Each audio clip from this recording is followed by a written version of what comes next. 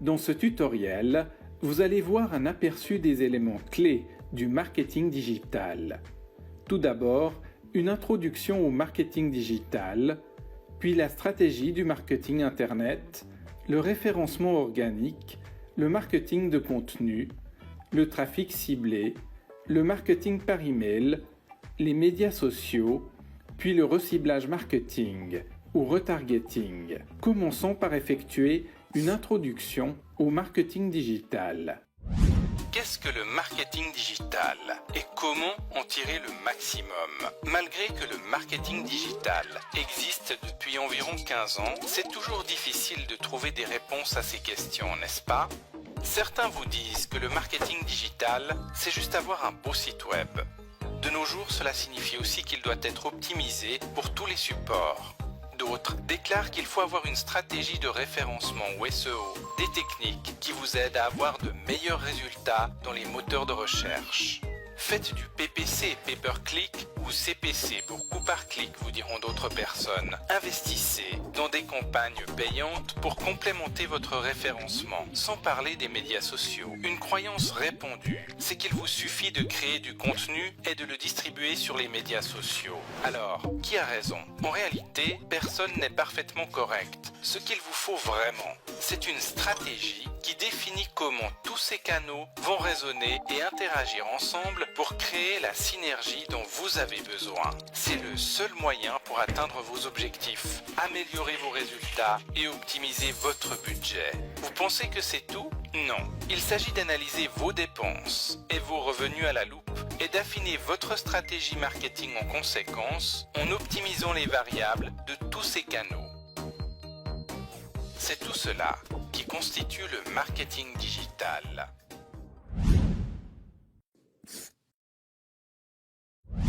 Peut-être que vous êtes en train de penser à créer un site web ou à rénover celui que vous avez actuellement. Ne pensez pas juste à un site internet, songez plutôt à une réelle stratégie de marketing internet. Cela prendra juste 3 minutes. Tout d'abord, votre site reste la plateforme centrale de vos activités sur internet. Tous les canaux et autres outils marketing amènent les visiteurs sur votre plateforme. Et le but principal de ce site, c'est de transformer vos visiteurs en clients. On parle de conversion. Un mauvais marketing consiste à n'investir que pour faire venir davantage de visiteurs sur le site. Pourtant, vous n'avez pas besoin de visiteurs supplémentaires si vous ne parvenez pas à les transformer en clients. Plus votre site est efficace, et mieux il convertit vos visiteurs. Peu importe si vous vendez des produits physiques, proposez des services ou faites de l'immobilier. De nombreuses personnes croient faire du marketing internet, mais elles ne pensent qu'à la partie technique. Le résultat ? Un site bourré d'informations. Mais la question est, les visiteurs sont-ils systématiquement transformés en clients? Est-ce ce qu'il vous faut? La réponse est non. Il vous faut connaître les bases du marketing Internet. Pas de panique, il s'agit juste de suivre les 7 phases du marketing Internet que voici. Phase 1, l'analyse. Commencez par récolter des informations. Soyez au clair sur votre audience cible, votre marché et le but de votre site. Phase 2, la planification. Planifiez la structure de votre site, son contenu et son adéquation avec le marché. Phase 3, l'ébauche. Ébauchez votre stratégie web, c'est-à-dire l'acquisition de visiteurs et comment les convertir en clients. Phase 4, la conversion. Définissez votre tunnel de conversion. Rédigez le contenu, le copywriting et créez les images et les vidéos nécessaires. Phase 5, l'acquisition de visiteurs. Établissez les sources de trafic, organiques ou payantes, effectuez votre stratégie médias sociaux et dressez la liste des médias hors ligne que vous allez employer. Phase 6. Testez le tout et vérifiez que vous ayez les bons visiteurs ciblés, un site qui convertit bien et une bonne rétention client.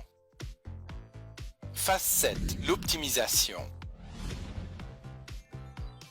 Contrôlez vos indicateurs de performance, trafic, conversion, vente, réparez les bugs éventuels du site et améliorez continuellement l'existant. Comme vous pouvez le voir, les 7 phases du marketing Internet ne sont pas sorciers. N'oubliez pas que le plus important, c'est toujours d'obtenir un client satisfait. Ravir vos clients est la seule façon de maximiser vos résultats.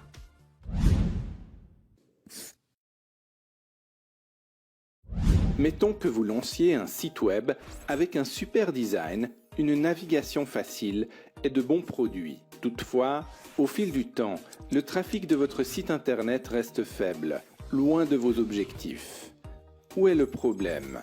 Le problème, c'est que chaque jour, des milliers d'autres sites sont lancés avec un contenu similaire. Après tout, lorsqu'un prospect effectue une recherche qui devrait le conduire sur votre site, le moteur de recherche va lui fournir de nombreuses alternatives. Et si vous n'êtes pas en tête des résultats, ce prospect ne vous remarquera pas. C'est là qu'intervient le référencement, qui a pour but de conduire votre site en tête des résultats des moteurs de recherche. Comment ? Il s'agit de créer du contenu de qualité, adapté avec des mots-clés optimisés. S'ils sont par exemple mal dispersés dans le texte, votre SEO ne va pas fonctionner. Placez vos mots-clés stratégiquement dans les titres et aux bons endroits. Ajoutez la bonne densité de mots-clés sans exagérer et les moteurs de recherche vont vous indexer plus facilement. Sans oublier de générer des liens externes provenant d'autres sites qui pointent vers le vôtre. Ainsi, ce sera clair pour les moteurs de recherche que votre site est populaire, intéressant et crédible. Mais attention, car les liens externes de sites peu recommandables sont contre-productifs. Il existe encore une foule d'autres paramètres pour optimiser votre référencement, comme l'engagement sur les réseaux sociaux de chacun de vos contenus notamment. En maîtrisant chaque paramètre, votre site remontera en tête des résultats de recherche. Mais le facteur le plus important, cela reste de créer un contenu en or, que votre audience adore.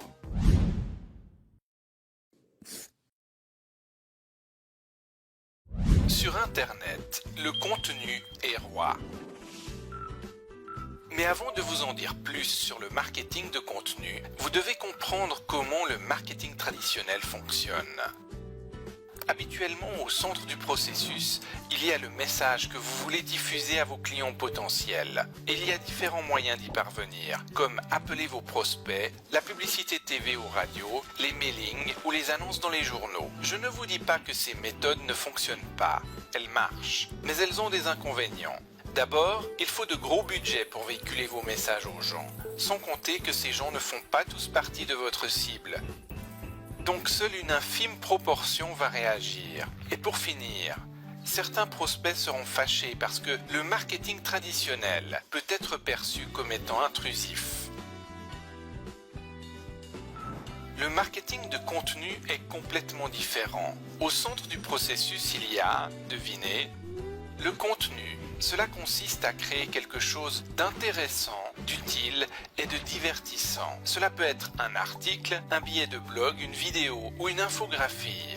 Quelque chose qui attire naturellement votre prospect lorsqu'il navigue sur Internet ou sur les réseaux sociaux. C'est moins cher, plus efficace et moins intrusif. Après tout, vous regardez du marketing de contenu, alors comment vous y prendre ? Il y a 4 étapes simples. Créer du contenu adapté à votre cible. Optimisez ce contenu pour les moteurs de recherche. Publiez-le et orchestrez la promotion de votre contenu. Sans oublier de placer un appel à l'action. C'est comme ça que le marketing de contenu forgera votre crédibilité, tout en faisant fructifier vos affaires.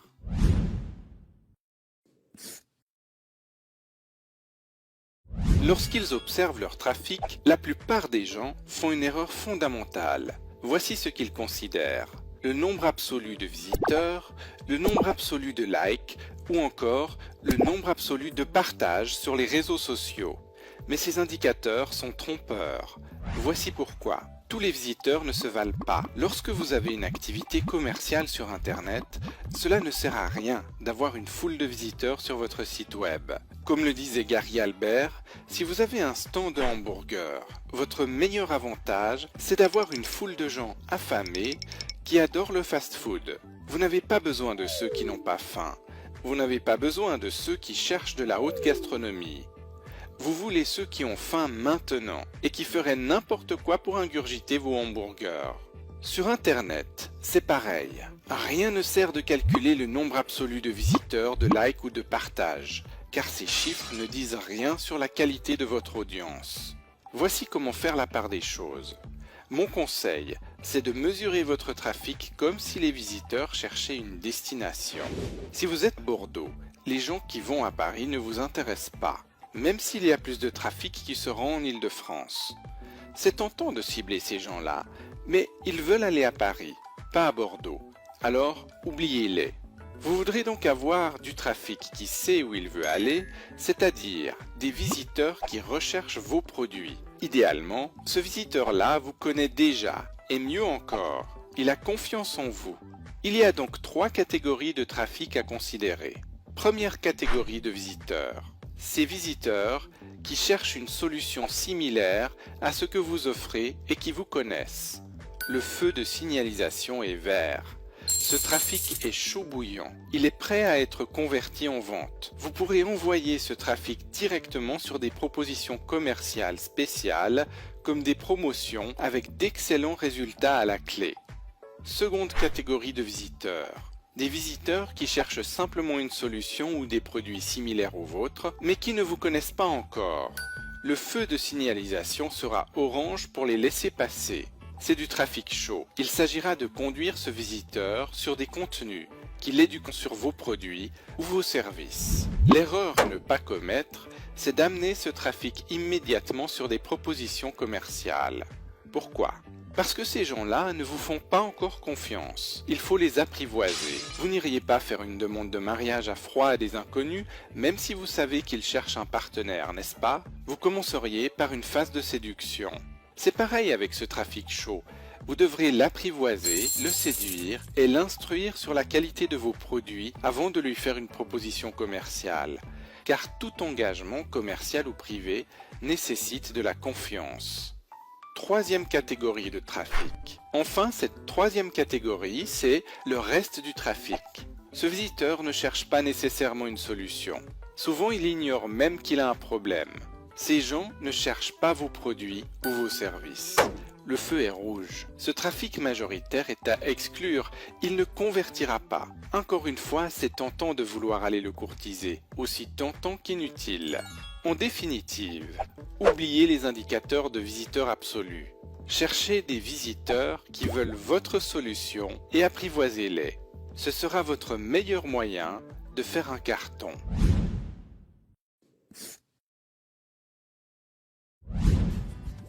Voici comment le marketing par email peut concourir à développer vos affaires. Mais avant de commencer, laissez-moi vous raconter une petite anecdote à propos des emails. Le courrier électronique remonte à loin, jusque dans les années 60. C'est même plus vieux qu'Internet. Alors oui, cela existe depuis très longtemps. Et pourtant, je ne dirais pas que c'est vieux, j'appellerais cela plutôt traditionnel. Alors comment est-ce que cette forme de communication, établie depuis longtemps, se compare aux médias sociaux ? Pour commencer, il y a toujours des personnes qui n'aiment pas les médias sociaux. Ils ne sont pas actifs sur les réseaux sociaux. Ils n'ont même pas de compte. Par contre, tout le monde a une adresse email. De plus, la plupart des autres outils qui existent sont bien adaptés pour faire venir de nouveaux clients, mais pas vraiment lorsqu'il s'agit de créer une relation avec eux. Par contre, le marketing par email peut être employé dans les deux cas. Voici comment.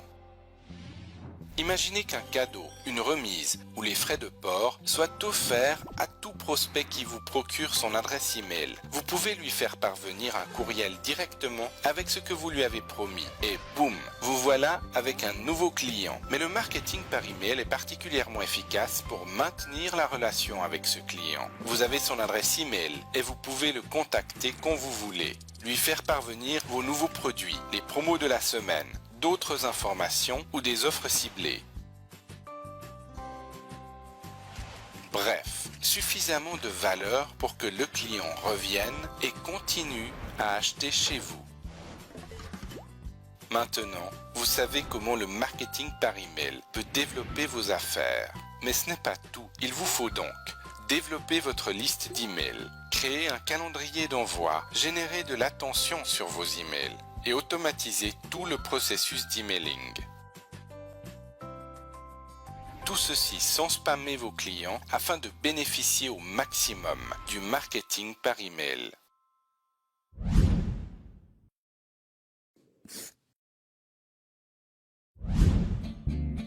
Les médias sociaux sont des outils formidablement puissants pour promouvoir vos affaires. Pourquoi ? Tout d'abord, leur couverture est très vaste. L'audience des médias sociaux, ce sont des milliards d'utilisateurs. Et aujourd'hui, vous êtes capable d'atteindre facilement votre cœur de cible. Ensuite, le retour d'information. Vous pouvez mesurer les commentaires, les reposts, les tweets, les j'aime et ainsi de suite. Vous pouvez mesurer les réactions de votre audience instantanément. Cela signifie que vous avez une meilleure compréhension du sentiment et des désirs de vos clients potentiels. Vous pouvez donc orienter les préférences. Le trafic ciblé. Vous pouvez obtenir du trafic ciblé sur votre site web via les médias sociaux. Votre référencement dans les moteurs de recherche en sera amélioré. Les ventes.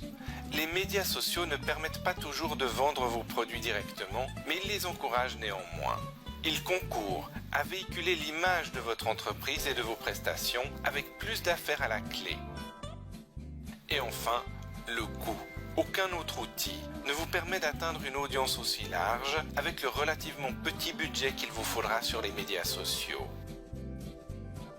Les médias sociaux peuvent faire décoller votre entreprise à condition de les employer de manière stratégique, de créer de la valeur pour votre audience qui à son tour fera votre promotion. C'est cela la mécanique des médias sociaux.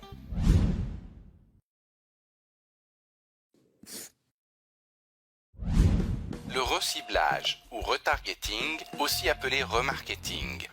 Comment ça marche ? Voyons. Imaginez un prospect qui visite votre site e-commerce. Malheureusement, la grande majorité des prospects vont quitter votre site sans acheter. Les raisons peuvent être: c'est leur première visite, ils doutent encore de votre crédibilité, ils sont distraits et ne finissent pas leur achat. Ils ne trouvent pas ce qu'ils cherchent. Ils ajournent l'achat et oublient votre site. C'est là que le reciblage intervient, grâce à des cookies.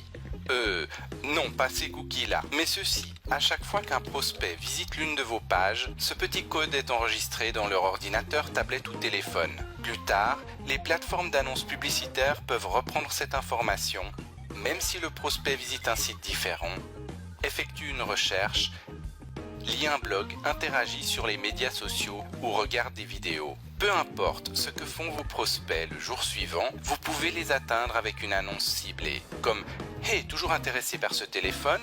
ou « Vous vouliez acheter le parapluie bleu, que pensez-vous du jaune ?» Le but est de leur rappeler votre site e-commerce et de les ramener afin qu'ils terminent leur achat. Vous saisissez le potentiel ? Ces campagnes sont efficaces parce que le ciblage est précis, l'offre calibrée et vous pouvez suggérer d'autres produits. Vous faites croître votre affaire mécaniquement. C'est simple, vous annoncez, vous configurez le cookie, vous planifiez et vous budgétisez. Tout cela autour d'une stratégie de reciblage remarketing axée sur le prospect ciblé, le produit qu'il recherche, les plateformes adéquates et votre site e-commerce. C'est cela qui constitue votre reciblage ou retargeting.